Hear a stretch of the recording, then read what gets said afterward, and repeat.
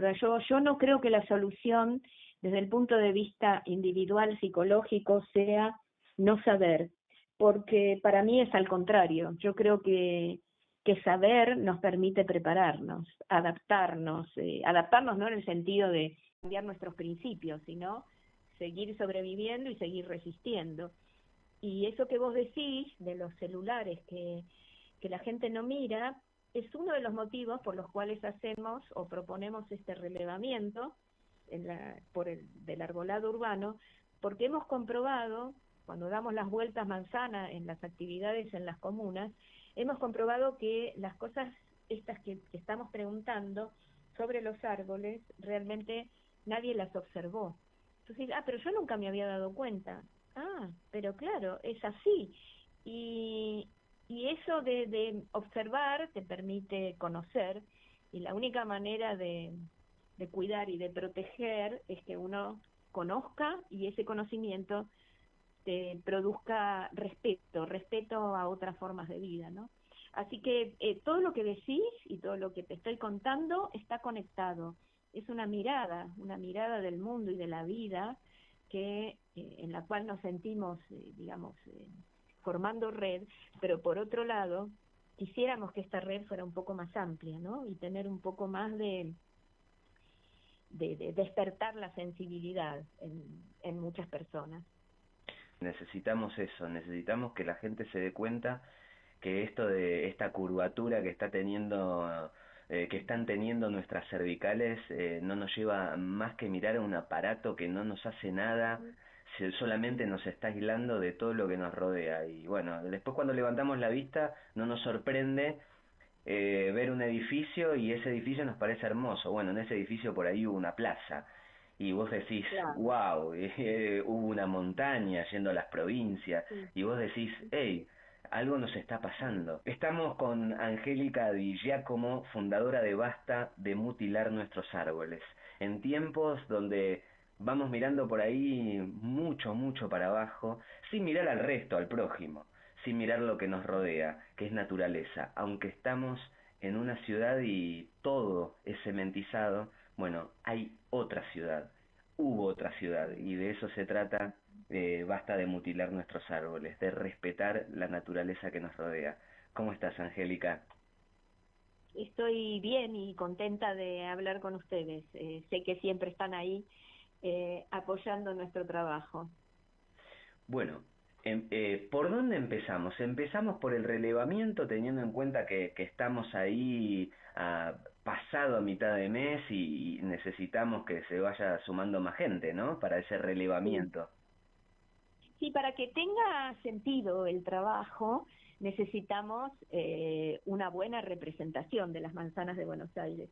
Aunque como siempre decimos, este tema de dar la vuelta a manzana, que lo pusimos en práctica ya desde el 2000, no me acuerdo si era 23 o 22, ahora no me acuerdo, pero cuando empezamos con las actividades en las plazas, siempre dábamos una vuelta a manzana, no a la plaza, sino a la manzana siguiente, y realmente lo que veíamos es que en una sola manzana encontrás todas las formas de maltrato posibles, todas las transgresiones a la ley 3263 de arbolado urbano y todas las maneras que uno puede encontrar de descuido y de desidia. Entonces, ese mismo trabajo que hacíamos de relevamiento en esta vuelta a manzana, pensamos en que estaría muy bueno para conocer, para observar, para proteger, para armar programas de la ciudadanía de cuidado del bosque urbano. Y bueno, también los necesitamos para nuestros trabajos de investigación, las presentaciones a congresos, y creemos que una manera es esta, ¿no? De empezar a observar. Si alguien puede hacer más manzanas, bueno, bienvenido sea, pero por lo menos la manzana de tu casa, a ver qué ves. Porque cuando nosotros hacíamos estas vueltas manzanas aprovechábamos a hablar de las planteras, a decir por qué las planteras no hay que ponerles una parecita, a por qué no hay que poner tierra por encima del cuello del árbol, qué significa que un árbol esté mutilado, que la gente observe que cada mutilación, cada corte de rama es irreparable, esa rama no vuelve a nacer y queda ahí esa cicatriz. Lo mismo los camiones en las obras en construcción, que le sacan la corteza porque pasan demasiado cerca del árbol y no se dan cuenta que el árbol nunca va a poder ahí formar nueva corteza, va a quedar esa herida. Y del mismo modo, las prácticas ilegales que están haciendo en la ciudad, es como que los pliegos de licitación de otros servicios no consideran al arbolado, y siguiendo, son tantas las formas de maltrato que de algún modo queremos visibilizarlas para que la gente entienda por qué estamos, no sé, 24/7 con este tema de proteger y defender el arbolado.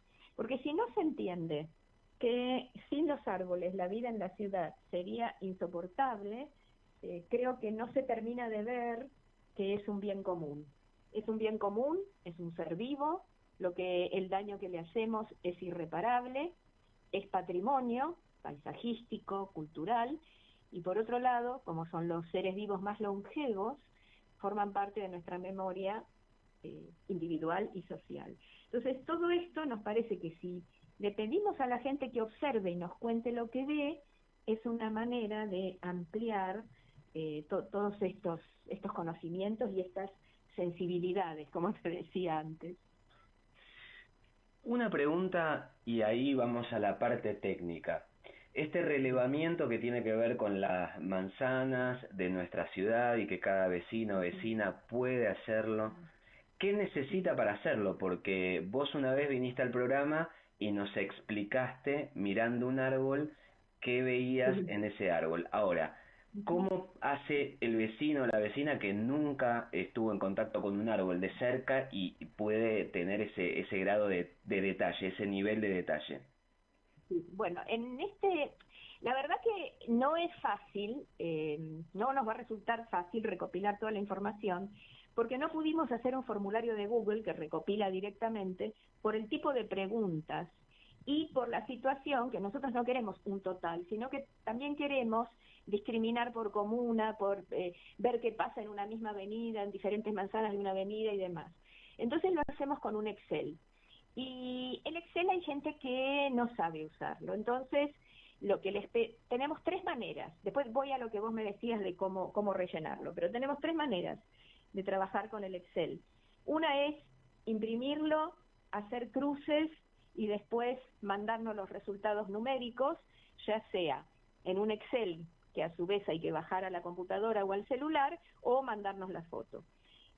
Pero lo que vos decís es interesante, porque nosotros decíamos, a ver, ponemos, ¿cuántos árboles mutilados ves? Yo eso cuando lo hago con la gente lo voy diciendo, pero en este Excel teníamos que explicar que era un árbol mutilado y explicarlo de la manera más corta posible. Por ejemplo, heridas de podas anteriores, ramas cortadas de más de 10 centímetros de diámetro, por darte un ejemplo. Después venía el tema de las planteras. Hay un montón de posibilidades, que estén tapadas con cemento, que estén llenas de escombros, que estén llenas de basura. Era todo un montón de posibilidades que lo que hicimos fue aclararlo bien. O sea, tenés como 10 posibilidades para hacerle cruz a una plantera y como 5 para el tema del árbol. Porque no había otra manera. Por ejemplo, una persona el otro día me preguntó, ¿qué hago con esto? Es una reja que está clavada en el árbol, porque a veces les ponen rejas a las planteras y no lo sacan nunca. Digo, bueno, eso va en pared ilegal, ¿no?, de la plantera. Bueno, y así seguimos, y mucha gente me ha preguntado qué pasa con esto, qué pasa con lo de más allá, pero lo que yo observo es que esto de decirle a la gente, por ejemplo, hay un tema que es tutores mal colocados. Y la gente te dice, ¿y cómo se coloca bien un tutor? Bueno, entonces por eso pusimos la foto, porque es lógico que no mucha gente sabe cómo se colocan los tutores. ¿Qué significa buscar árboles recién plantados? Bueno, si se secaron o no, si fueron vandalizados o no. Es impresionante la cantidad de árboles nuevos de este año, bueno, del 2025, que se han secado o que han sido vandalizados. Montones. Así que bueno, todo eso tratamos de ponerlo lo más resumido posible en este Excel. A mí, personalmente, lo que me resulta más fácil y lo que me resultaba más fácil cuando iba por las vueltas manzanas es agarrar este Excel y ir marcando cruces. Después, directamente, en el definitivo, pones el número. por ejemplo, hay 3 árboles mutilados, hay, no sé, 8 planteras destrozadas, bueno, lo que sea. Esto no resulta fácil, pero no teníamos otra manera de hacerlo, porque lo que nosotros queremos relevar no es muy común. O sea, hay relevamientos que son como los censos, que te dicen cuál es la especie, te dicen si, no sé, si está enfermo. No, nosotros queremos hacer un relevamiento de maltrato y falta de cuidado. Y eso es lo que queremos que las personas empiecen a observar y valorar. Así que bueno, si querés repito esto de qué hacer con el Excel, porque hay gente que me lo ha preguntado. Nosotros mandamos, y tenemos en las redes, un link para el Excel, los objetivos del relevamiento, la foto de un árbol bien tutorado, todo eso. Ahora, una vez que llegan al Excel, no hay que escribir en ese Excel, porque nos pasó que hubo gente que escribió en ese Excel y borró lo anterior. Entonces, vamos al Excel, lo imprimimos, vamos por la calle, hacemos crucecitas y luego, si no saben trabajar con el Excel, ponen el número total, en vez de poner 3 cruces, ponen un número 3 y nos mandan la foto. Si pueden trabajar con el Excel, lo que yo hago es, lo bajo en mi computadora o en el celular y ahí pongo los resultados numéricos y después lo envío por correo. Esas serían las maneras de trabajar con el Excel. Genial, eso quedó clarísimo. Ahora, una pregunta que por ahí tiene que ver con esto del relevamiento y del conocimiento técnico o el conocimiento de la naturaleza para mirar, contemplar o tratar con un árbol. Y nosotros ya lo hemos charlado, pero está bueno refrescar para quienes se van sumando a nuestro programa, es la gente que se encarga del mantenimiento del arbolado en la ciudad de Buenos Aires. ¿Está toda capacitada o está como aquel vecino o vecina que no sabe cómo manejar un Excel? Bueno, este es un tema que venimos arrastrando desde hace muchos años. De hecho, lo que vos decís, si la gente está capacitada, fue justamente uno de los motivos de la acción de amparo del 2017, porque en los artículos 10, 11 y 12 de la Ley de Arbolado, justamente indica que para cualquier intervención, aunque una hasta extraer un árbol, cualquier intervención tiene que estar supervisada por un experto. Ese experto, además, ese especialista, debe estar, como, ¿cómo se dice la palabra? Como si fuera avalado por la autoridad de aplicación de la ley, que en este caso son las juntas comunales, o la Dirección General de Espacios Verdes y Arbolados. Lo que sucede es que cuando empezó la acción de amparo tuvieron que parar la poda durante todo un invierno, 2017, porque no había especialistas. O sea, de hecho, contrataron a 110 personas en ese momento. Bueno, entonces ahora, la gente tiene que saber que si podan tiene que haber un especialista, pero el problema es que los que no están capacitados desde el punto de vista del árbol son los que suben con la motosierra, porque a la gente que sube con la motosierra lo único que le enseñan es a no cortarse con la motosierra, pero del árbol no sabe nada. Esa es una de las cosas que queremos, que seguimos insistiendo desde la acción de amparo, porque la sentencia del juez fue favorable a los árboles. Lo que pasa es que el gobierno de la ciudad no la respeta, el juez dictó el cobro de astrentes, la ciudad tampoco los quiere pagar, sigue apelando y cada apelación del gobierno de la ciudad es rechazada por la Cámara de Apelaciones en lo contencioso, en lo administrativo, contencioso, tributario y de relaciones del comercio, y también ha sido siempre rechazado por el Tribunal Superior de Justicia. Así que seguimos así, en esta lucha desde el 2017, que la lleva a cabo la doctora Claudia Heras. Y bueno, el tema es ese.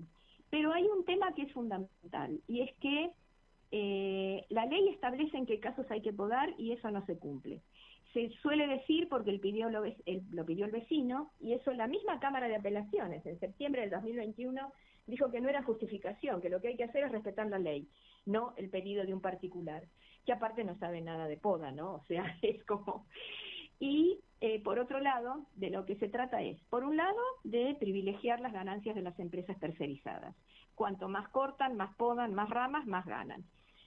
Segundo, tanto en el gobierno como en las juntas comunales, se dice que lo que el vecino quiere es poda, pero nosotros siempre decimos que hay que privilegiar el bien común por sobre los intereses particulares.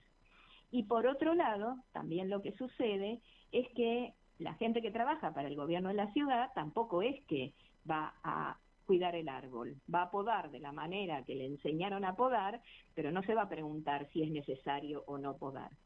Por ejemplo, la poda por corredores, donde se poda todos los árboles de una cuadra o de una avenida, desde nuestro punto de vista es ilegal, porque es imposible que cada árbol haya un justificativo para podarlo. El nefasto invento del despeje de luminarias es otro drama, porque las luminarias fueron colocadas sin considerar el arbolado preexistente, y además de que tenemos una contaminación lumínica enorme, hasta deslumbramiento por la iluminación que tenemos en esta ciudad, que no está bien desde el punto de vista técnico. Además de eso estamos perdiendo follaje, y hasta que la gente pueda entender que es el follaje el que produce los beneficios y no el palito que plantaron hace 5 o 6 años, sino el follaje frondoso, todos los beneficios, hasta sostener el agua de lluvia, hasta cuántos grados baja la temperatura, todo eso tiene que ver con el follaje, la absorción de contaminantes, todo. Así que nosotros lo que estamos en contra de la poda sistemática y reiterada, primero por la salud del árbol, porque lo enferma y le baja la expectativa de vida, y después porque nos quita todos los beneficios al podar. Entonces, por todo esto, decimos, no alcanza con que vaya un agrónomo. Ya lo intentamos, lo intentó la doctora Eras en el 2017, pero el espíritu de la ley, que es el de la preservación, conservación y aumento de la masa arbórea, eso no, nosotros insistimos en que no se respeta. Bueno, prácticamente para finalizar voy a pedirte ayuda, una reflexión, porque recién decías la iluminación, las luminarias y los árboles son preexistentes. Hablamos del arbolado, de los beneficios que tiene en cuanto al clima, por la absorción de las lluvias, por la baja de la temperatura, por la absorción también de contaminantes, y todo esto lo relacionaba mentalmente, mientras te escuchaba, con lo que está pasando con los glaciares, con lo que pasa con el agua. Los pueblos originarios que son preexistentes a los estados, y los glaciares que están hace mucho tiempo y son recursos hídricos. Realmente a mí me impacta, que esto lo hablábamos fuera del aire, me impacta esta manera de avasallamiento, que ya lo hemos hablado, pero hay como una profundización, una aceleración por sobre todo lo que tiene que ver con la naturaleza. Totalmente. Estoy totalmente de acuerdo, porque todo forma parte del mismo fenómeno. Podríamos encuadrarlo todo con la palabra extractivismo, en nuestro caso extractivismo urbano. De lo que se trata es de exprimir los bienes comunes para el beneficio económico de unos pocos. En esto se perjudica la vida de millones, pero el que se beneficia, bueno, tendrá su bolsillo con muchos millones, pero de esos millones están siendo, obtenidos con los bienes comunes. Desde el aire, la tierra, como pasa con los agrotóxicos, el aire, el agua, el sol, el derecho a la vida, el derecho a respirar aire puro, el derecho a no vivir respirando aire contaminado, y el derecho a adaptarnos al cambio climático, porque el cambio climático no es una fantasía ni es un futuro. El cambio climático está acá, así que no podemos darnos el lujo de perder ni una hoja, en el caso de Basta de Mutilar, ni una gota de agua pura, en el caso de las glaciares, ni un centímetro cúbico de tierra sana, en el caso de los agrotóxicos. Todo forma parte de lo mismo. Hoy, cuando escuchaba al presidente decir que la minería va no sé qué palabra usó, pero va a estar en toda la cordillera. Yo pensaba, qué tremendo, ¿no? Porque para nosotros la cordillera era inexpugnable, era eterna. Una vez nació, hace mucho, cuando los seres humanos no estábamos en el mundo, y ahora pretendemos destruirla. Al destruir la cordillera, se destruye el agua, se destruye el aire, se destruye la vida de seres humanos, de ecosistemas enteros, de la gente que vive del ganado o de la plantación.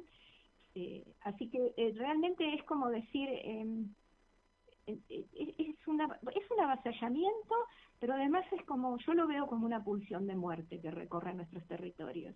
Y para eso lo único que podemos hacer es estar convencidos de que estamos defendiendo la vida y de que el cuidado de la vida es el camino. Cuantos más seamos, mejor. Muchísimas gracias, Angélica, porque realmente esto que acabas de culminar reflexionando y ayudándonos a pensar un poquito, sintetiza todo lo que nos está sucediendo.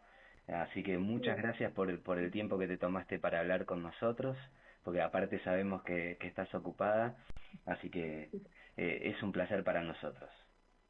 Para mí es un placer hablar con ustedes, y desde que nos conocimos, me acuerdo que fue aquella vez en el INAPOL, hace un tiempo, realmente encontré que estábamos siendo parte de la misma red. Como digo siempre, una red que no oprime como la de los pescadores, sino que una red que sostiene. Hermoso, muchas gracias. Angélica Giacomo, ella es fundadora de Basta de Mutilar Nuestros Árboles, a propósito de un relevamiento al que te invitamos, al que invitamos a todos los ciudadanos, ciudadanas, para que sean parte entrando a la página de Basta de Mutilar Nuestros Árboles. Podrán ver el formulario, imprimirlo, ahí sabrán cómo completarlo. Acaba de ser muy clara Angélica explicándolo, así que te invitamos a que seas parte de esto que decía ella. Una red en la que nos contenemos unos con otros, unas con otras, abrazándonos. Muchísimas gracias, Angélica. Gracias a ustedes, un abrazo grande. Un abrazo.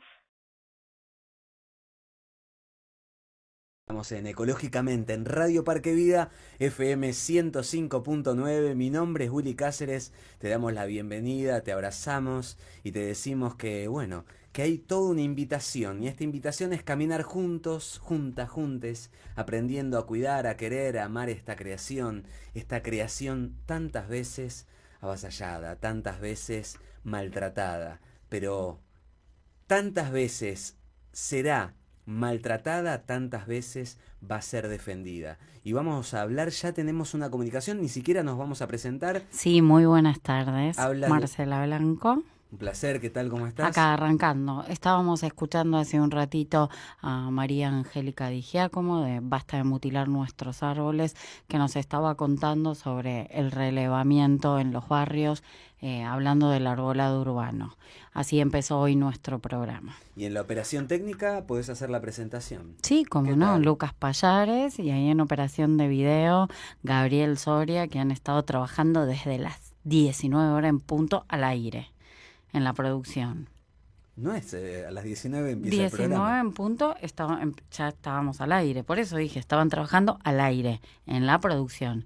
Estuvieron ahí en la preparando todo. Ah, bueno, hace mucho que están trabajando. Sí, desde temprano que están trabajando acá, acompañándonos para que todo salga espectacular.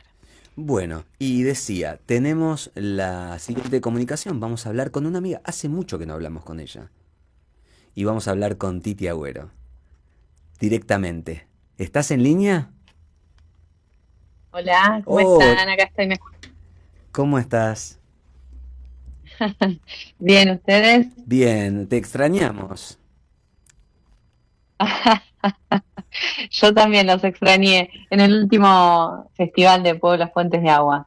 Sí, se extrañaba porque recordábamos con Marcela que en uno de los viajes, en el de vuelta, bueno, fuiste una de las animadoras con toda esa energía. Así que viste que nos estuvimos acordando. Qué viajes hermosos. Sí, realmente. Sí, unos encuentros que llenan realmente, llenan el alma, el corazón, todo en estos tiempos, muy necesario. Muy necesarios. En estos tiempos decíamos de avasallamiento. Hace un ratito teníamos una charla bueno, que habíamos grabado hoy a la mañana con María Angélica Di Giacomo, y ella viene fomentando desde Basta de mutilar nuestros árboles un relevamiento en la ciudad de Buenos Aires de los árboles. Y decíamos y comparábamos, y yo le pedí ayuda a ella a comparar esto de nuestros árboles, la naturaleza que nos rodea, bueno, todo lo que se quiere eliminar para la urbanización. Y lo comparaba con los glaciares, y lo comparaba con los pueblos originarios, con las comunidades, con las economías regionales, porque ella nos decía de los árboles, nos decía algo que fue maravilloso, decía, en muchos casos son preexistentes a toda la edificación que se quiere hacer. Y yo Sí, inmediatamente le pedí esa ayuda. Te escuchamos, Titi, ¿eh? no, que no, totalmente.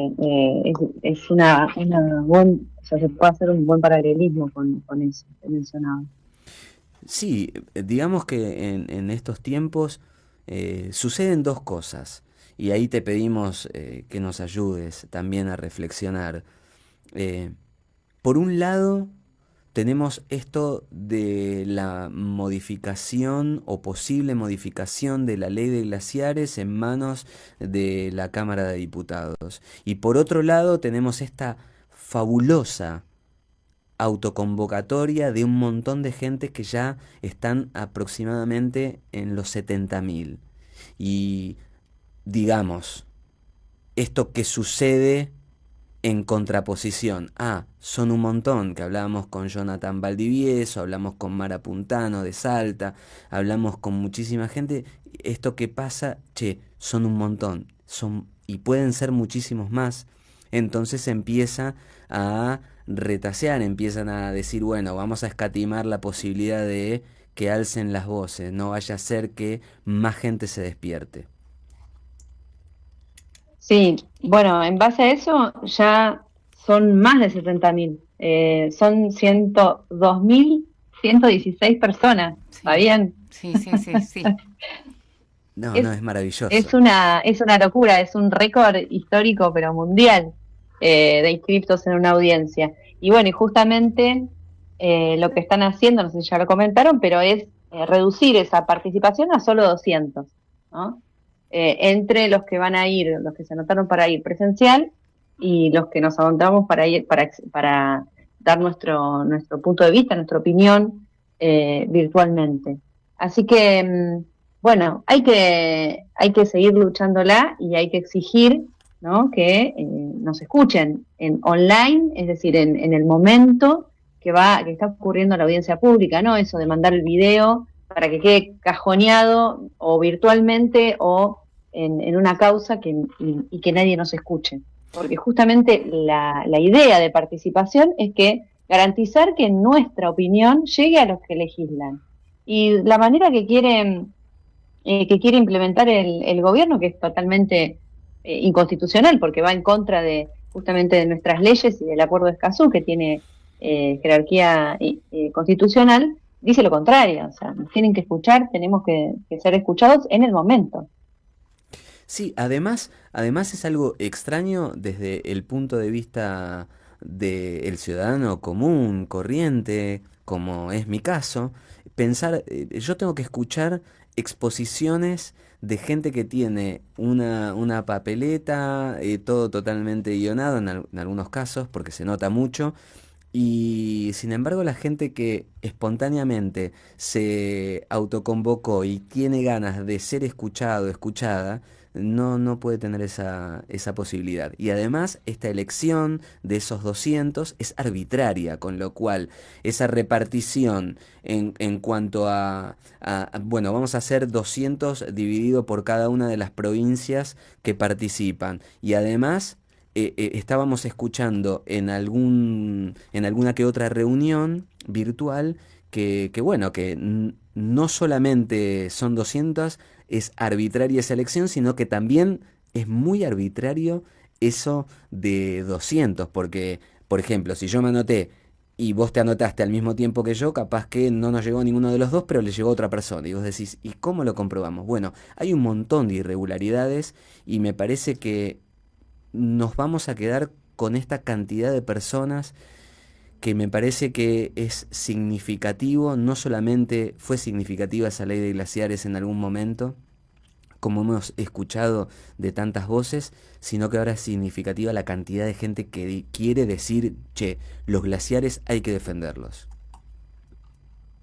Sí, pero además de arbitraria, la definición de 200 participantes es completamente ilegal, ¿no? Y con una falta de transparencia, porque es así, nosotros no tenemos manera de comprobar que esas 200 personas son efectivamente las primeras que se anotaron, ¿no? Que tampoco hay que avalarlo, porque es todo el mecanismo resulta, si lo confirman de esta manera, resulta ilegal. Hasta de la misma manera que se planteó la participación, haciendo justamente hincapié en que iba vinculada a la garantía de participación que establecía en el Acuerdo de Escazú, bueno, elegir dentro de todos los inscriptos una cantidad de personas, eso es ilegal.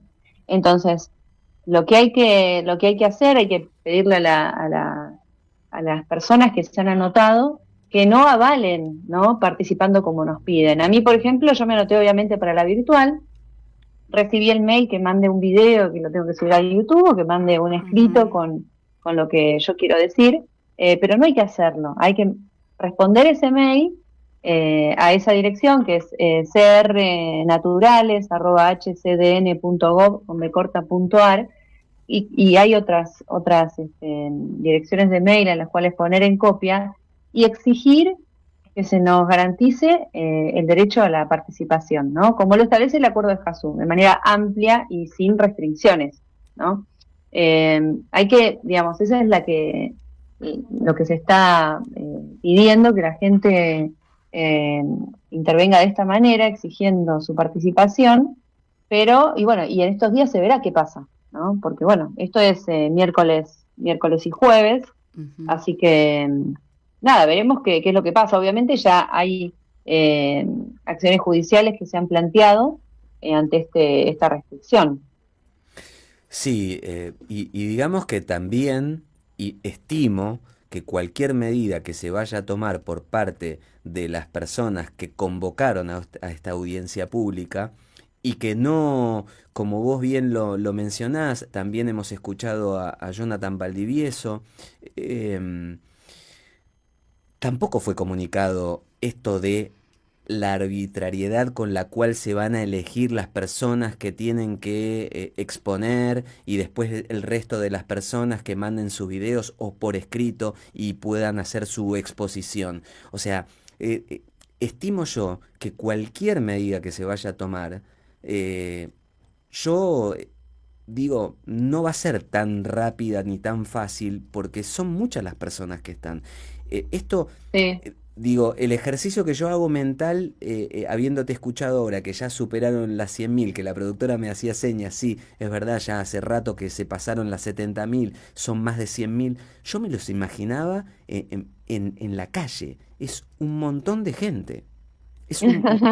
Entonces, digo yo, no va a ser tan fácil tomar una determinación y decir, bueno, no, listo, ahora solamente los 200 y todas estas irregularidades que estamos escuchando, que aparte quedan expuestas ante el mundo, porque realmente es una irregularidad tras otra, sabiendo lo que significan, y que ya esto trascendió a Argentina, porque esto de la audiencia pública, de la cantidad de gente, ha trascendido a la Argentina.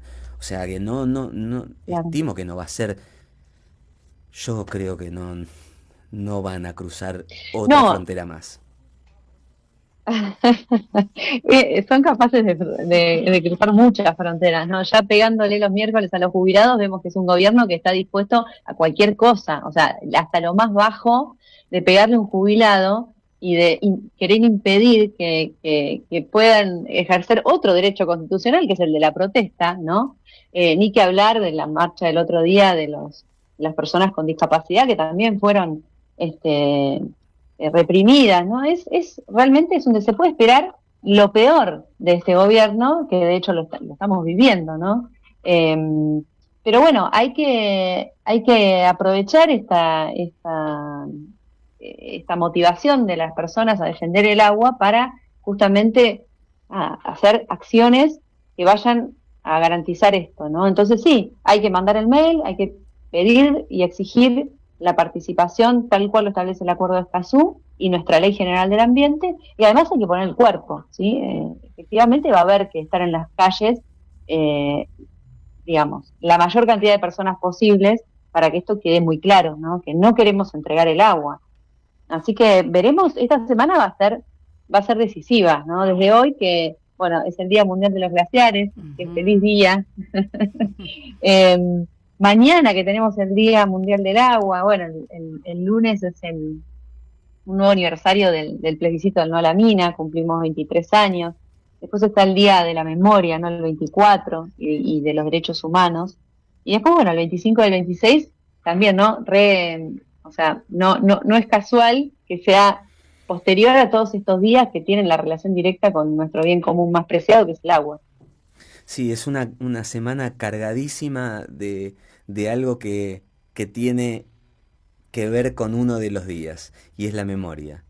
Y, venimos hablando hace mucho tiempo. Ayer fuimos parte de un evento también en el que estuvieron personas que han vivido con sus cuerpos una de las épocas más trágicas de nuestro país, y realmente es muy emotivo, muy necesario que entre todos, todas, ejercitemos la memoria, y como decimos desde este espacio humildemente, es aquella que no tiene la memoria porque ha sido realmente cercenada por los medios de comunicación, por la educación también, mencionar que es un rol muy importante en ayudar, colaborar a que aparezca, en donde no está, aparezca, y en donde está, que se refuerce, que crezca, porque necesitamos saber qué es lo que nos pasó, porque todo esto no es porque sí, y ustedes lo saben mucho mejor que nosotros porque están en los territorios.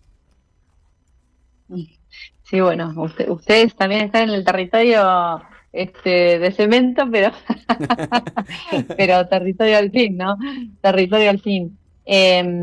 Sí, bueno, y está pasando algo yo realmente no lo recuerdo, que haya habido estas movidas, o por ahí yo ahora estoy más atenta, ¿no? No sé cuál de las dos, pero entiendo que es la primera, ¿no? Que se está saliendo la gente mucho más con el tema del 24, ¿no? De la memoria, para contrarrestar lo nefasto de este gobierno. Acá, por ejemplo, en Esquel, muchas escuelas se empezaron a hacer pañuelos, ¿no? De las abuelas y de las madres de Plaza de Mayo, bordados o pintados, y bueno, y muchos colectivos se han juntado para, en comunidad, hacer llevar a un papel, a un dibujo, a algo manual, ¿no?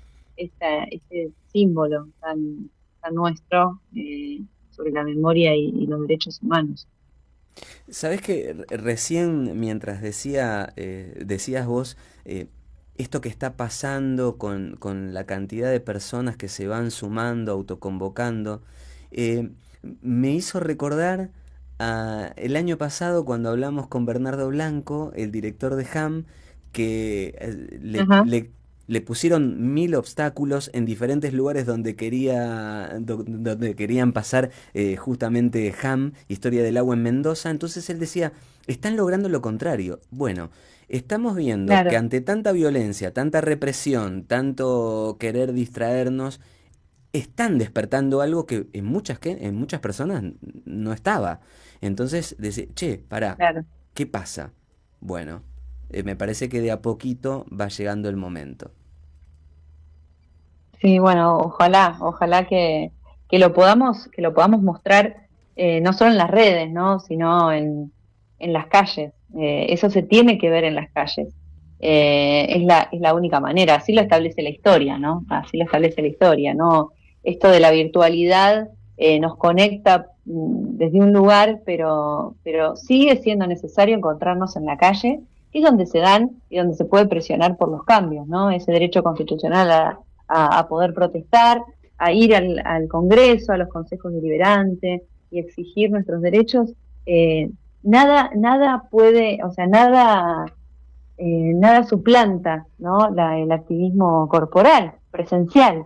Si bien, bueno, nada, las redes ayudan mucho, pero bueno, ya lo hemos comprobado que estar y encontrarse es otra cosa, y generas otro tipo de presión, y bueno, ojalá sea así, ¿no? Que estemos despabilándonos un poco ante tanta impunidad, tanta corrupción, tanto todo malo, ¿no? Sí, para terminar, también te invito a que nos ayudes a reflexionar. Y yo estoy leyendo acá los apuntes de la productora, vos lo mencionabas, y yo la otra vez, de ignorante nada más que soy, de bruto que soy, le preguntaba a Jonathan Valdivieso, y ahora vas a ver por dónde voy. Es decir, ante esta cantidad de gente que se va sumando, cuando hablamos con Jonathan estábamos lejos de los 100.000, pero la gente se iba sumando. Entonces yo le decía, ante tanta gente que se va sumando a esta audiencia pública, ¿qué posibilidades hay de un plebiscito? Y ahí lo vinculo con esta fecha que vos mencionabas del 23 de marzo, que se cumplen justamente 23 años del plebiscito allá para No a la Mina. Y yo digo, bueno, che, ¿qué pasa ante tanta gente? ¿Se animarán a decirle a la gente, bueno, vamos a hacer un plebiscito? Y yo soñaba con eso y se lo pregunté y se lo aclaré. Es de bruto que soy nada más. No hablo legalmente. A ver, sí, el plebiscito también es otra cuestión que se les arranca, ¿no? El derecho a tener una consulta. Acá en Esquel fue así, el pueblo le arrancó al gobierno municipal ese plebiscito, que no querían saber nada con preguntarle a la población qué quería, ¿no? Y pasa en todas, me acuerdo de Loncopué también, que le arrancaron al municipio la consulta en torno también a emprendimientos mineros. Y bueno, son hitos en la historia que son producto de la militancia, de esto de la construcción colectiva. Y yo no sé realmente si el gobierno va a ir por ese lado. Creo que a los gobiernos tanto nacional, provinciales y municipales les aterra la participación de la gente. Lo vemos ahora, ¿no? En torno a esta convocatoria. Pero uno lo ve cuando uno va al Congreso, cuando uno va a los consejos deliberantes de cada ciudad, les aterra, le tienen miedo a la gente. Quieren la comodidad de poder decidir sin que nadie les diga nada y poder ser obsecuentes al poder que los manipula, ¿no? Pero yo en realidad lo del plebiscito, por ejemplo, bueno, acá en el Chubutazo, no sé si se acuerdan que cuando se aprobó la zonificación minera, que el gobernador lo primero que dijo cuando empezó a ver que se le iba a la provincia, ¿no?, de las manos por las manifestaciones espontáneas que fueron surgiendo, lo primero que dijo, bueno, vamos a hacer un plebiscito. Después se olvidó, porque se dio cuenta que no le convenía hacer un plebiscito. Eso por un lado. Y hay una reflexión que yo hago en torno a esto de que hay cuestiones que el gobierno tiene que garantizar, y esto estamos hablando de un bien común esencial, o sea, es un bien común como es el agua, básicamente, ¿no? Los glaciares son agua, son reservas hídricas en este contexto tan adverso, y eso es algo que tiene que legislar en protección, ¿no? Entonces, no creo que vayan por un plebiscito porque odian consultarle a la gente y le aterran a los gobiernos esto esto de la participación. Entonces, yo realmente dudo que se animen a hacer un plebiscito. Y en todo caso, si lo hacen, si lo plantean, bueno, también tendremos que articular esa organización, porque no nos olvidemos que las mineras generan presión, tienen mucho poder, y bueno, esos mecanismos pueden estar siendo, como vemos ahora, ¿no? No hay mejor ejemplo que esto, que manipulen la participación pública, ¿no? Entonces, bueno, es un arma de doble filo para mí también esto, ¿no? Nosotros tenemos que garantizar nuestra participación en la calle, tenemos que participar en estas convocatorias que son nuestra garantía, así lo establecen las leyes, pero tenemos que pedir que se garanticen de la manera que lo establecen las leyes, ¿no? Y los acuerdos internacionales. Hay que estar muy atentos con eso, porque bueno, así como nos está pasando ahora, ¿no? Bueno, dieron la audiencia pública, nos dicen, bueno, los vamos a escuchar, y de repente salen con que no. Solo 200 vamos a escuchar, porque solo establecimos que durante 2 días los vamos a escuchar. Bueno, es una locura. Pero bueno, en esos términos hay que ver cómo nos organizamos en la calle. Así es. Bueno, muchísimas gracias, Titi. Muchísimas gracias. No, por favor, Winnie, gracias a vos, un beso, Marcela, y bueno, a toda la gente que está escuchando. Muchísimas gracias y un abrazo para toda la gente de Chubut, que bueno, que sí sabe, una de las provincias que saben muchísimo de lucha. Muchas gracias. Gracias, un beso. Un beso grande. Hablábamos recién con Cristina Titi Agüero, ella es de Esquel, y bueno, y recordábamos esa situación que se dio en esa provincia, diciéndole no a la mina, algo que es emblemático a tal punto que ya estamos a 23 años. Y estamos en una situación muy parecida, sobre todo habiendo escuchado esto que nos mencionaba hoy María Angélica Di Giacomo, diciéndonos, bueno, haber escuchado hoy en la voz del presidente, diciendo vamos a tener toda la minería en la cordillera, realmente, bueno, prestemos muchísima atención a lo que pasa con el agua. Y vos y yo y la productora y quienes están en la operación técnica, que disfrutamos del grifo cada vez que abrimos, tengamos en cuenta cada vez que abrimos ese grifo que sale agua, y ese agua viene de algún lado. Bueno, uno de esos lugares son estos glaciares, que no son rocas congeladas que están a 2000 metros y no sirven para nada. Sirven para mucho, no solamente para nosotros, nosotras, sino para las generaciones futuras. Estamos en Ecológicamente, esto es Radio Parque Vida FM 105.9.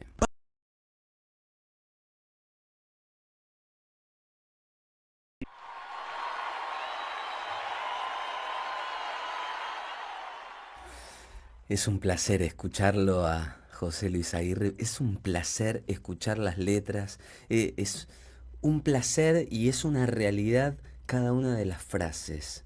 Alambrar lugares que de repente pasan a manos privadas. Esto que vemos constantemente en diferentes territorios y que uno dice, che, hay un cerro que es de alguien, hay una laguna, un lago que la mitad es de una empresa. No, no puede ser. Bueno, de eso se trata, pero también hay otras historias, y esas historias que nos llenan el corazón. Y a Dina, con quien vamos a hablar ahora, la conocimos en Uspallata, en el 5º Festival Pueblos Puentes de Agua, contando un testimonio que no hace falta que yo siga hablando, vamos a escucharla a ella. Hola Dina, ¿cómo estás? Hola, buenas tardes. Bien, acá estamos.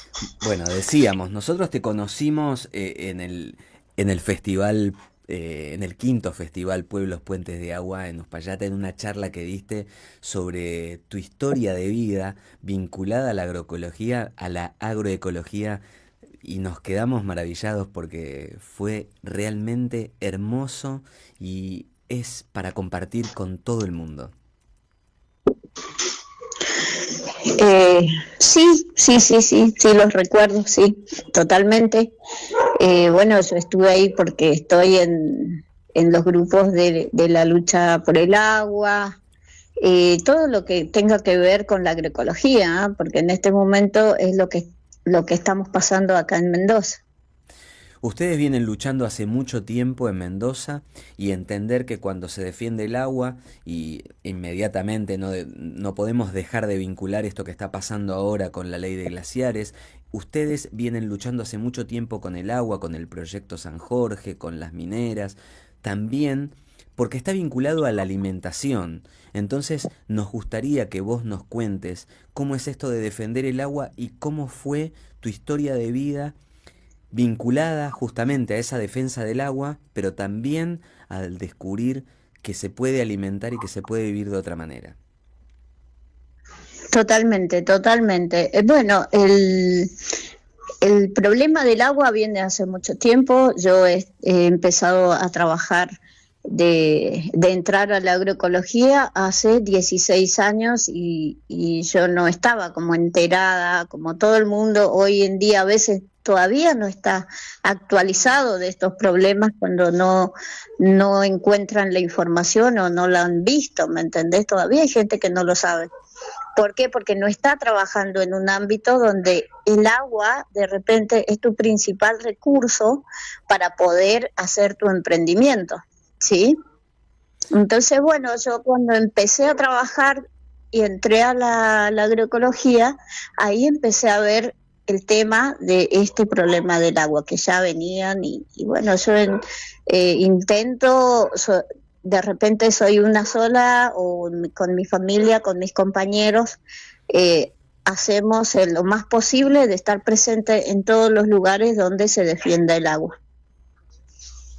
¿Y cómo fue que comenzaste con esa transformación? ¿Cómo llegó esa transformación a tu vida vinculada con la tierra, vinculada con el alimento y vinculada con el agua?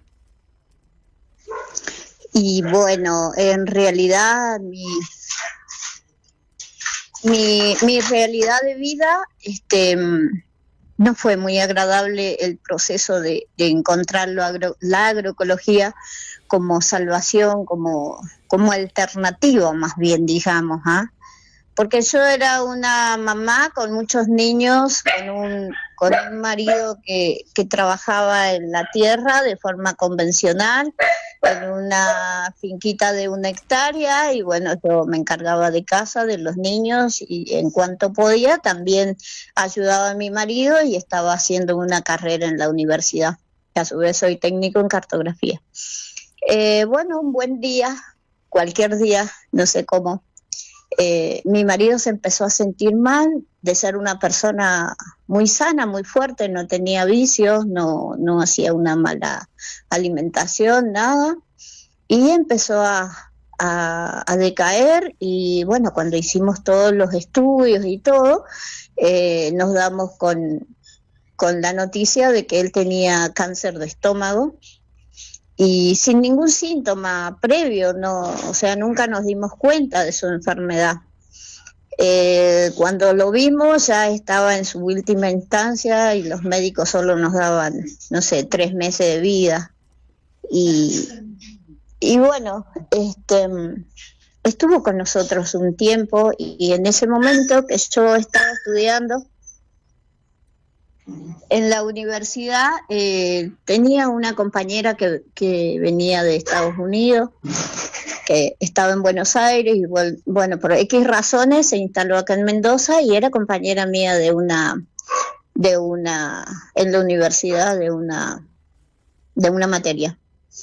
Y éramos compañeras, amigas, y ella siempre venía a la finca. Ya ella tenía su parte de Buenos Aires, que venía con esa alimentación en la agroecología, y aquí en Mendoza como que no encontraba esa parte, ¿sí?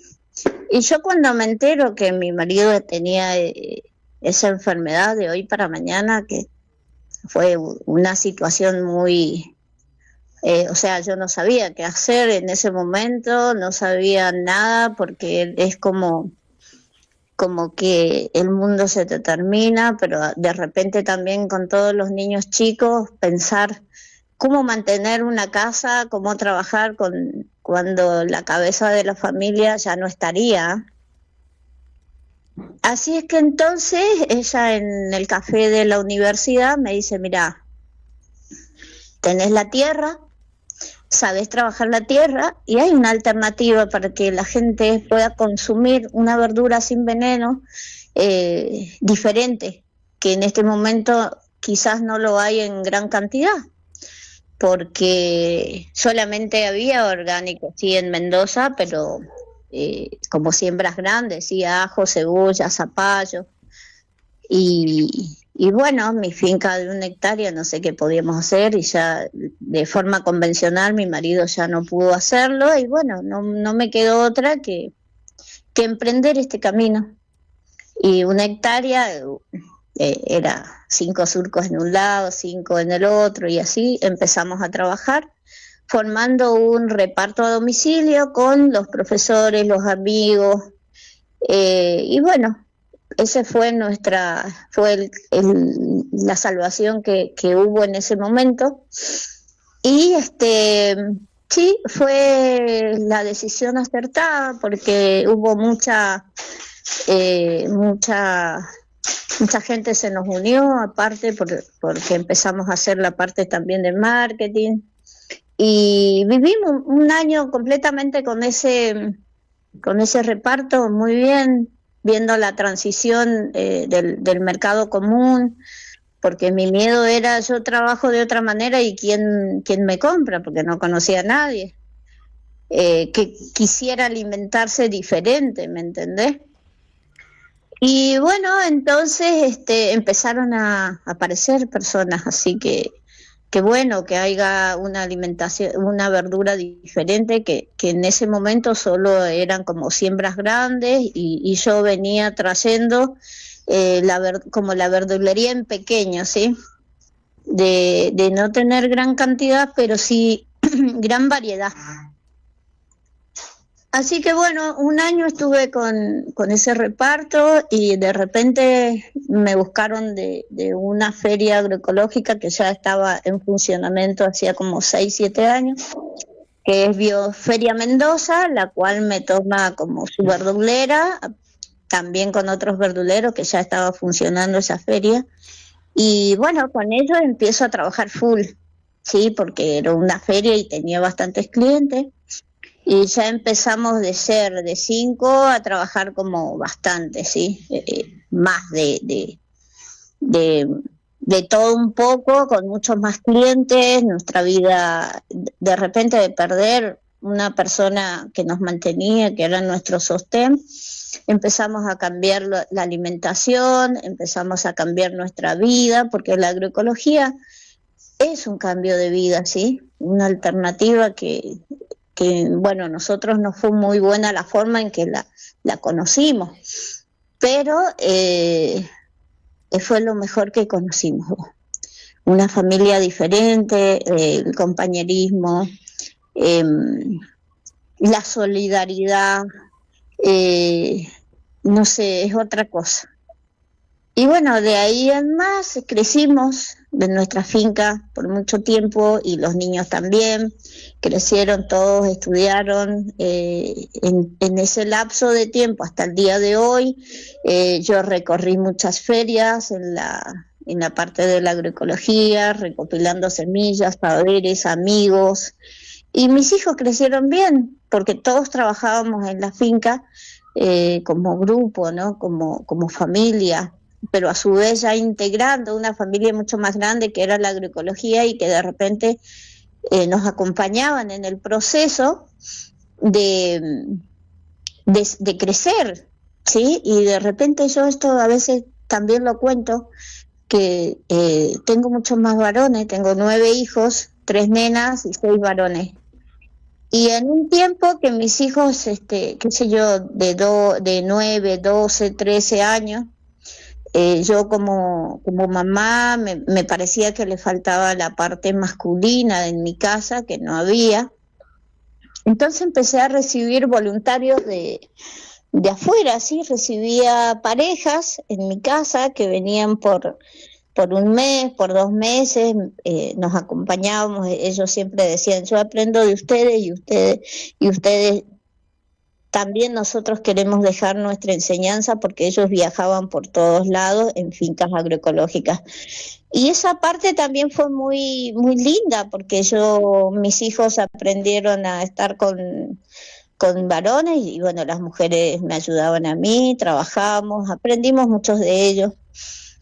Fue un proceso muy hermoso de tener voluntarios en nuestra casa, convivir con ellos, es cierto, como que intercambias experiencias. Ellos venían de Francia, de Estados Unidos, de España, también tuvimos hasta uno de Sur Corea y una chica de Rusia que era hermosa, súper trabajadora, y nos enseñaba que allá el clima es muy bravo, y acá ella disfrutaba todo esto que había, como la diversidad de poder comer una verdura fresca y poder cosecharla, que allá no se podía hacer.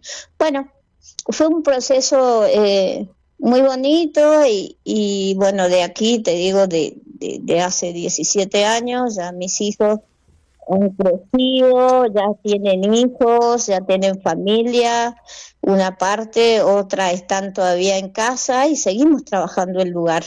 Sí, seguimos trabajando, en los que quedamos, y los que vienen y vienen a visitar o todo lo que sea, pero sigue siendo su espacio.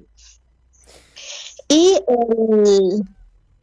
el hecho de que también hicimos nuestra casa con nuestro trabajo, porque en el momento que empezamos esto con todos chicos no teníamos casa. Vivíamos con mi yerno en su casa al lado, hemos hecho nuestra casa.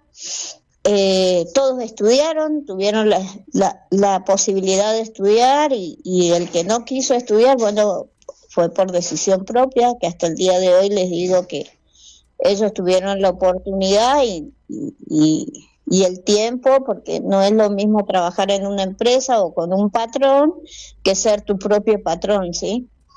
Así que entonces, bueno, hoy ya mis hijos están grandes, ya tengo nietos, tengo bisnietos, y bueno, yo digo que la agroecología para mí fue lo mejor que conocí, porque tengo 1.000.000 de amigos que cuando los necesito los llamo, no solamente de acá de Mendoza, de Buenos Aires, de muchos lugares que los conocí en encuentros, en congresos, porque también trabajo en la agricultura biodinámica, y bueno, ese es otro tema muy hermoso, el cual nos permite juntarnos una vez al año todos los biodinámicos de Argentina o de afuera también.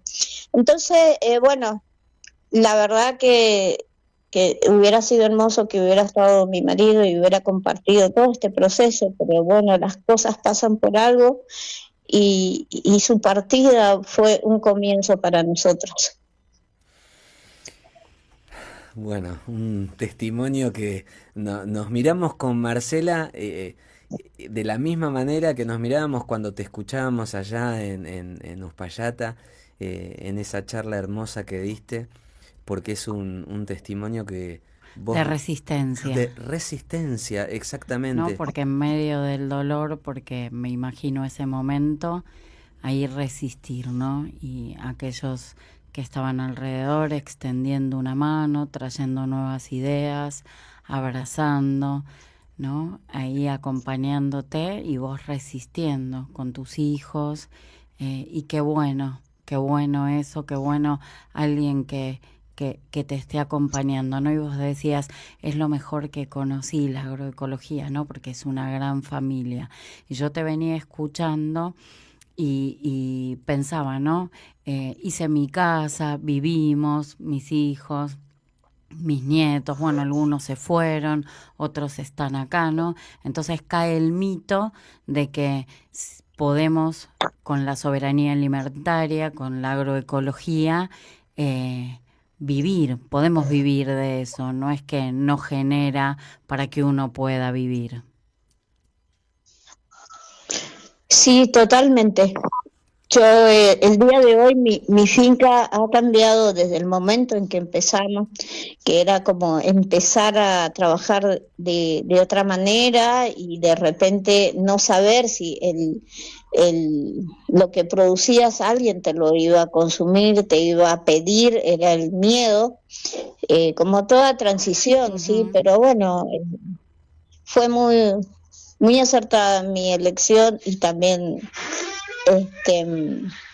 hasta el día de hoy, por ejemplo, mi finca ha mutado, no es lo que era antes, los procesos de cambio de ir creciendo en el lugar, antes donde era solamente quizás la siembra de solo verduras, hoy en día tenemos fruta, tenemos aromáticas, tenemos gallinas, hemos hecho muchos procesos de cambio, ¿me entendés? Y bueno, y ahí estamos todavía viendo qué podemos hacer. Y Dina, y en estos tiempos que es tan importante, vos que estás en una provincia justamente que implica o que tiene que ver muchísimo con el bien común, como es el agua, ¿qué significa el agua en tu vida? ¿Qué significa el agua para ustedes como productores, como familia, como comunidad? Es lo más importante. Si no tenemos agua, o sea, desde tu cocina hasta la producción de nuestro proyecto, depende del agua. Sí, y de repente también el agua no es que nos llega en un río así, porque sí, todo esto también depende de los glaciares, el agua nos viene desde la montaña, no es que tenemos una vertiente ahí en la vereda, es un bien que, como te digo, es una de las cosas más importantes que tendríamos, porque si no tenemos un agua pura, si nos contaminan, y de hecho nosotros somos un oasis, no somos un lugar que nos pasa el río por medio de Mendoza, ¿sí?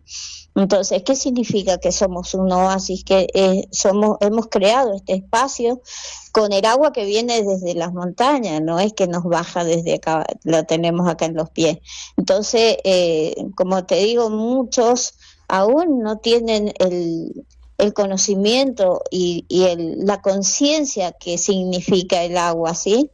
Pero bueno, nosotros por nuestros proyectos, porque estamos más como sabiendo que ya los pueblos anteriores, las generaciones anteriores, porque digo generaciones, ya estaban luchando por esa agua. Y bueno, entonces hoy ya es como muy obvio que tenemos que hacerlo, aún no seamos productores de verdura, que tengamos el agua para cocinar o para bañarnos, no sé, es un llamado a la conciencia, ¿me entendés? Vos decías recién, el agua es todo. Escuchamos muchísimas veces y en tu testimonio está muy claro, muy bien contado esto de fuente de vida y la relación además por ser un oasis, como hemos escuchado muchas veces a Marcelo Romano justamente, que nos habla de Mendoza como un oasis, que cuidan muchísimo el agua, ese respeto que tienen, no solamente para el uso propio, sino para los demás, las demás, porque es pensar que es un bien común, y que todos y todas tienen que disfrutar, no solamente ustedes en la actualidad, sino las generaciones futuras. Totalmente, sí. Nos quedamos entonces con esa reflexión, pero te invitamos, Dina, a que te podamos llamar otra vez, porque tenemos que hablar de esto de la producción biodinámica, porque es muy interesante y vos también nos dijiste que era muy atractivo eso, así que bueno, si nos das la oportunidad te llamaremos otra vez para charlar de eso. Ok, no tengo drama, solo me avisan porque a veces no estoy y mi teléfono a veces no agarra señal, bueno, acá en casa sí, viste, pero bueno, me avisan, totalmente, no tengo ningún problema. Muchísimas gracias, muy amable y fue un placer para nosotros escucharte y te agradecemos el tiempo que te tomaste para charlar con Ecológicamente y con todas las personas que nos están escuchando. Muchísimas gracias a ustedes por escuchar, porque yo digo que yo no haré la gran cosa, ¿sí? Pero muchos como yo hacemos mucho, ¿sí? Entonces es bueno que pensar que sí se puede cuando uno tiene una razón. En mi tiempo yo lo tuve la razón, que fueron mis hijos que estaban todos peques, y había que seguir adelante. Y bueno, yo creo que cuando uno quiere se puede. Claro que sí. Claro que sí, y vaya si sos un ejemplo, un testimonio más que, más que ejemplo para todos nosotros, nosotras, que por ahí estamos muy lejos, pero hemos tenido el placer de conocerte y tenerte muy cerca, y bueno, y toda tu historia de vida está llena de transformación, de, como decía la productora Marcela Blanco, de resistencia y de saber que, bueno, que el proceso, a veces los procesos son muy largos, pero valen la pena. Sí, sí, sí. Gracias a ustedes por escuchar. Un abrazo muy grande. Hablábamos recién con Dina, ella es productora agroecológica.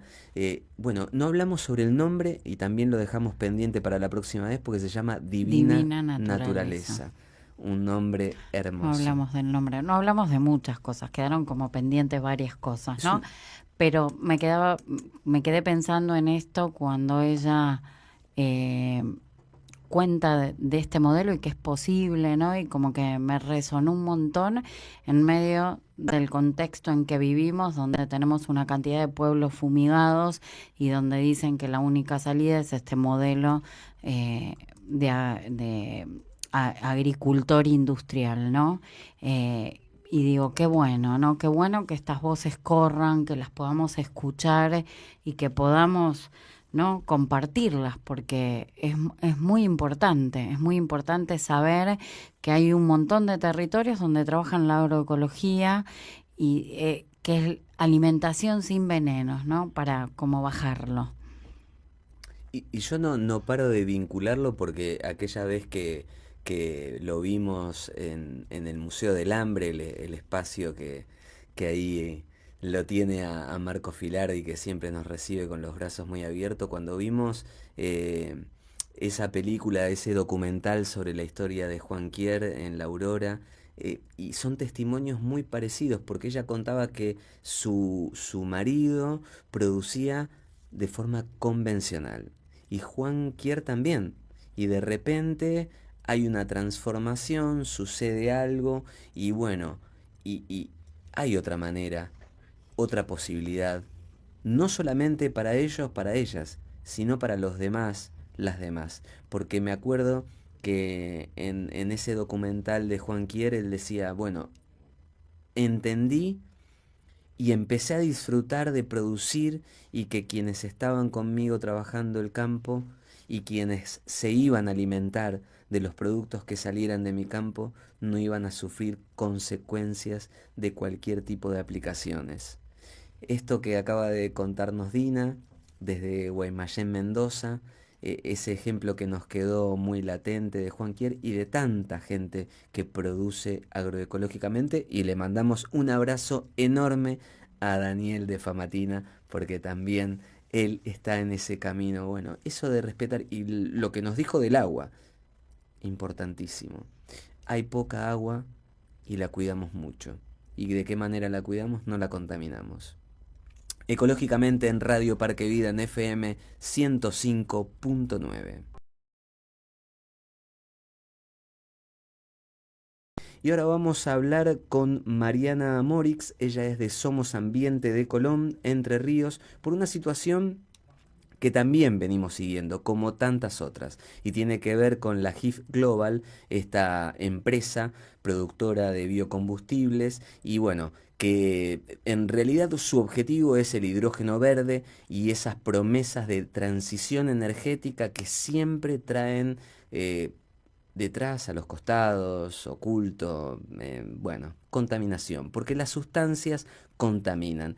Y bueno, vamos a escuchar mejor a Mariana Morix para que nos cuente cómo es la situación actual. Hola Mariana, ¿cómo estás? Hola, ¿qué tal? Buenas noches. Un saludo a toda la audiencia. Buenas noches, muchas gracias por este tiempo para charlar con nosotros. Y hace muchísimo, digamos muchísimo, hace un tiempito que no hablamos con la gente de Somos Ambiente de Colón, pero es necesario refrescar y es necesario saber en qué situación está hoy.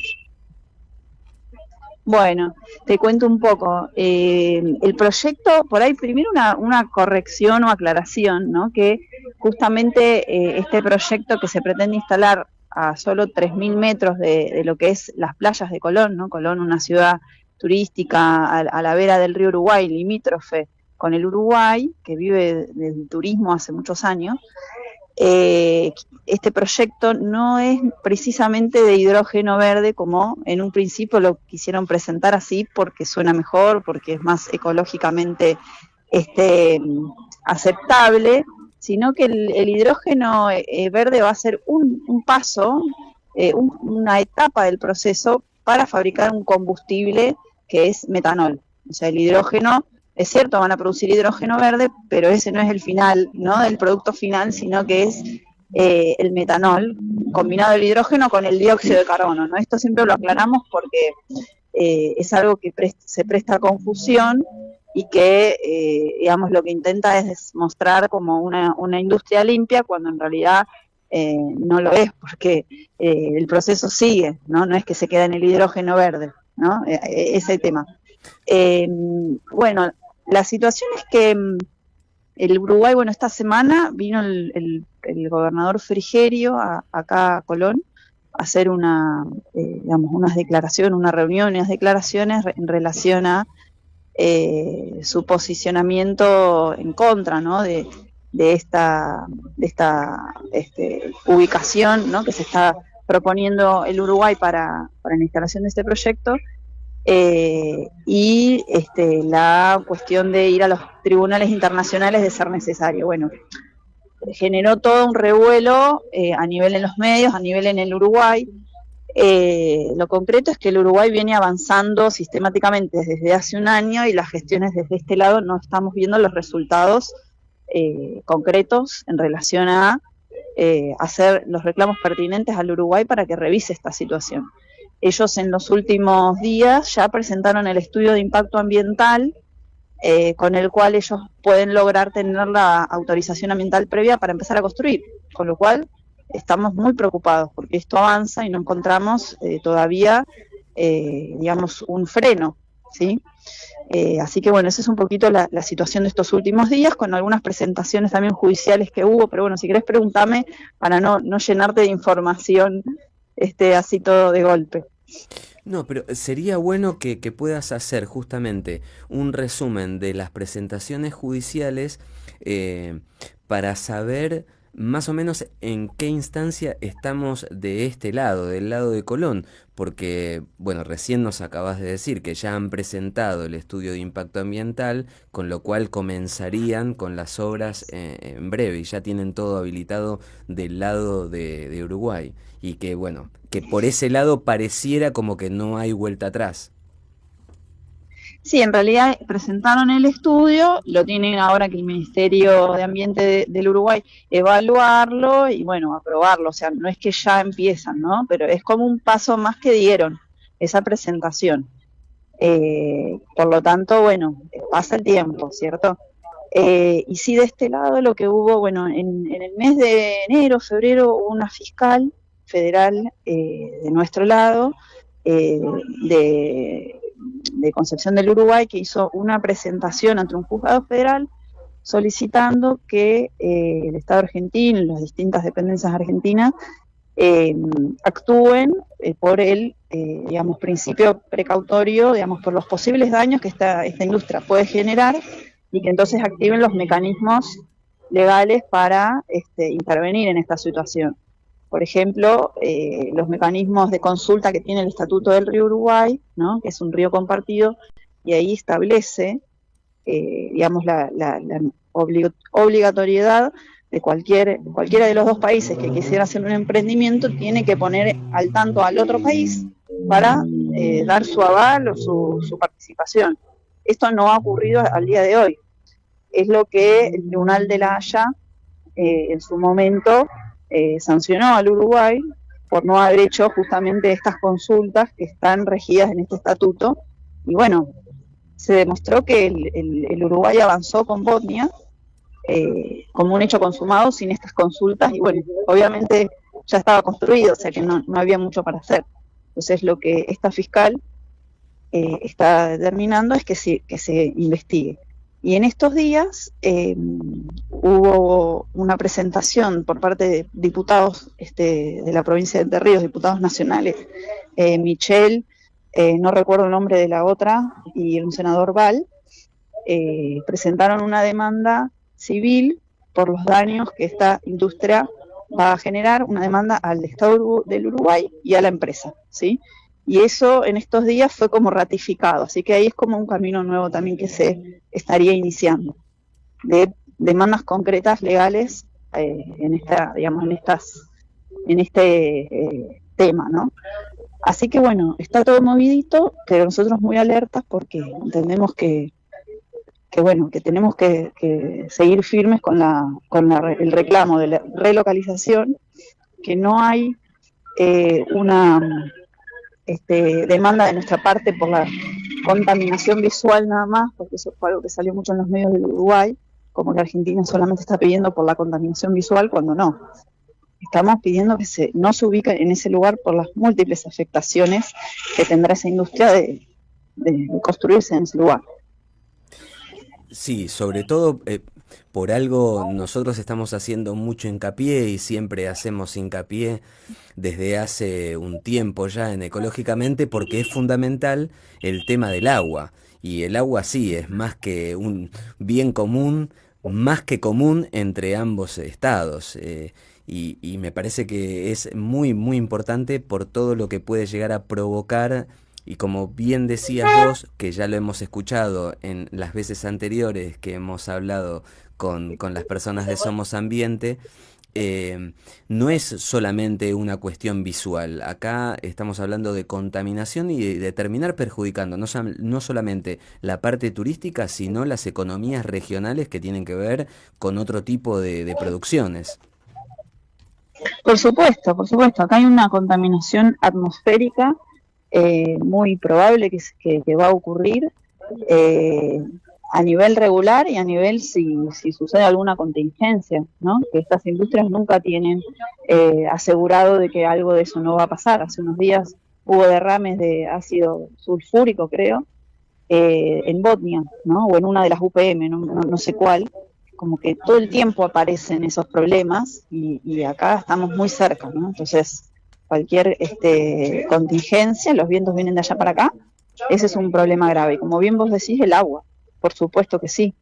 El agua que se va a utilizar y los efluentes que se van a verter en el río, que no está claro, encima ellos dicen que van a llevar el efluente al colector industrial de Paysandú, o sea, ni siquiera va a haber un control, como que va a ir a otro lado y de ahí se va a mezclar con otras cosas y de ahí lo van a tirar. Entonces, o sea, eso está prohibido, no se debe hacer así, un tratamiento de efluentes. Sin embargo, es lo que están planificando hacer, ¿no es cierto? Bueno, Mariana, si te parece, nosotros seguimos en contacto para estar todo el tiempo atentas a lo que sucede, bueno, con estas presentaciones judiciales y con la aprobación pendiente por parte del Estado uruguayo para que se empiecen las obras con la HIP Global. Así que te pedimos si ustedes dispondrán de tiempo en un futuro muy cercano para poder seguir aclarándonos el panorama. Bueno, no hay ningún problema. Desde ya muchísimas gracias por informar allá qué es lo que está pasando. Algo que a veces también nos cuesta llegar a los medios nacionales o en Buenos Aires, ¿no? O cuando llega la noticia, llega, no sé, por estas movidas del gobernador o no por lo que nosotros vamos difundiendo, ¿no? Entonces, bueno, es muy importante el trabajo que hacen ustedes. Muchísimas gracias. Y si querés contarnos y compartir redes sociales, de qué manera la gente pueda acercar sus comentarios, su apoyo o conocer un poquitito más a fondo qué es lo que sucede ahí en esos lados. Sí, el Instagram es somosambiente.er y ahí van a encontrar todas las novedades y las actividades que vamos realizando. Bueno, muchísimas gracias. Entonces seguiremos en contacto. Mariana, te mandamos un abrazo grande para vos y para toda la gente de Somos Ambiente de Colón. Muchísimas gracias, un abrazo grande. Un abrazo grande. Hablábamos recién con Mariana Morix, ella es de Somos Ambientes de Colón, de Entre Ríos, por esta posible instalación de la HIF Global, y ella hablaba de un derrame de sustancias tóxicas con esta papelera Botnia que ya lleva un montón de tiempo, ese conflicto que en algún momento estuvo en algunos medios y bueno, y no es una cuestión, como decía ella, y como ya hemos escuchado muchas veces esta aclaración que es muy importante hacerla, porque siempre del otro lado se trata de minimizar y es una cuestión visual y una cuestión estética y nada. No, es mucho más importante. Es economías regionales perjudicadas que comienzan a desaparecer, contaminación que están muy vinculadas una situación con la otra y la salud, porque el agua, como nos decía Dina, es la fuente de vida y el agua es importante para todo. ¿Tenemos un bloque más, productora? Esto es Exactamente. ¿Cómo? Exactamente. Exactamente. Bueno, ¿por qué no? Ecológicamente en Radio Parque Vida, FM 105.9.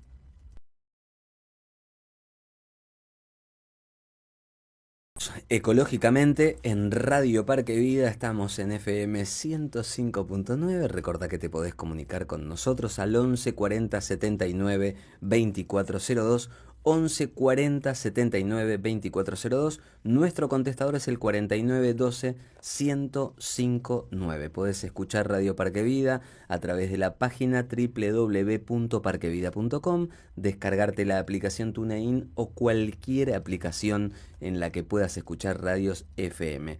Ecológicamente lo podés ver, escuchar en su canal de Instagram, nuestro canal de Instagram, y nuestro canal de YouTube. Dije canal de Instagram. ¿Es un canal?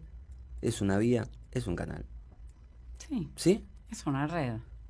No Pero canal, red, bueno, sí, la verdad está que bien. muy pocas está ganas. bien, está Estamos bien. llegando al final de... Está bien, estamos llegando al final. Estamos llegando al final. Hoy Titi nos decía Muy pocas que... ganas, ¿eh? No, sí que le pongo... Se ríe Gaby ahí en la operación con Lucas, se Y ríe. ellos son cómplices Sí, bueno, ahí de- ay, ¿te son gustó el cómplices. programa? Sí, Excelente, bueno. el programa me encantó. Ah, ahora lo dijiste con Sí. otras ganas. Bueno, Sí, adelante con lo que tenías para contar. con lo que tenía para decir. Hoy, sí, Titi nos decía que es el Día Mundial de Glaciares, que mañana es el Día Mundial del Agua. Hoy es el Día Internacional de los Bosques, ¿no? También compartirlo. Todo tiene que ver con todo, ¿no? Tuvimos un sur con incendios, con bastantes incendios, y bueno, es recalcar esto, ¿no? La importancia de nuestros bosques, que tenemos que cuidarlos, así como el agua tenemos que cuidar, que el agua vale más que todo, también tenemos que cuidar nuestros bosques. Y a partir de mañana, 22 de marzo, que es el Día Mundial del Agua, hasta el 23 de abril es el mes del compostaje. Y quería compartirles que el domingo que viene va a haber una feria en la ciudad de La Plata, en Los Hornos, que es un intercambio de semillas, donde van a estar dando charlas y hablando de compostaje. La idea era hoy hablar con nuestra amiga Clapi, pero no hemos podido, así que seguramente el sábado que viene vamos a estar al aire con ella, pero bueno, compartirte que está el intercambio de semillas, así que si tenés semillas para llevar y compartir, intercambiar con otros, esquejes. El año pasado hemos estado allá en Los Hornos con Lucas y con vos, Willy, así que bueno, intentaremos tal vez el domingo que viene llegar. Lucas ni me mira, sigue mirando para abajo, no es cómplice del viaje que le hice hacer. Después me dice, después hablamos, me dice Lucas. Así que bueno, quería compartir eso y no dejar de decirlo. Bueno, y yo tengo en mi mano que siempre es fundamental leer, sobre todo porque escribe como habla y habla como escribe. Me refiero a Guillermo Folguera, un amigo, biólogo, filósofo, Ontología del Despojo, un libro que realmente hay que leer porque ahí podés encuentras, iba a hablar en neutro, pero no, encontrás testimonios de muchísima gente que está en los territorios. y hoy más que nunca, esto de la ontología del despojo. Un recorrido por los múltiples mundos que habitamos. Un libro súper interesante que recomendamos, bueno, aquella vez que estuvo con Paula Blal, realmente fue un placer para nosotros, que tuvimos a la profe Vanina Mariateglia, que le mandamos un saludo muy pero muy grande. Y otro libro que me voy a atrever a leer, vamos a ver cómo sale, de nuestro amigo Sergio Albino, Confesiones al Río, y caí en esta página. Dice Raíces. No puedo más que estar agradecido. La vida abrió la puerta de mi historia y en ese paraje encontré un montón de amigos que desempolvaron conmigo la memoria. ¿Cómo no reconocerme en ese valle que caminaron los míos desde siglos, en esos silencios dueños de la calle que dialogaron con ellos y conmigo? ¿Cómo no emocionarme en esa tierra que cultivaron los míos no hace tanto, a pesar de los dolores de la guerra, a pesar de la miseria y del espanto? ¿Cómo no maravillarme ante ese río, helada agua de tiempo inmemorial, murmullo tenue, suave y cristalino, sonido nuevo y sin embargo familiar? Una maravilla. Sergio Albino, que lo hemos tenido acá en la mesa y que siempre tiene las puertas abiertas y que nos dijo que va a volver, escribe estas cosas que son una maravilla en estos tiempos, tiempos de guerra, de rumores de guerra, de odio, de violencia. Hay poesía, también hay amor.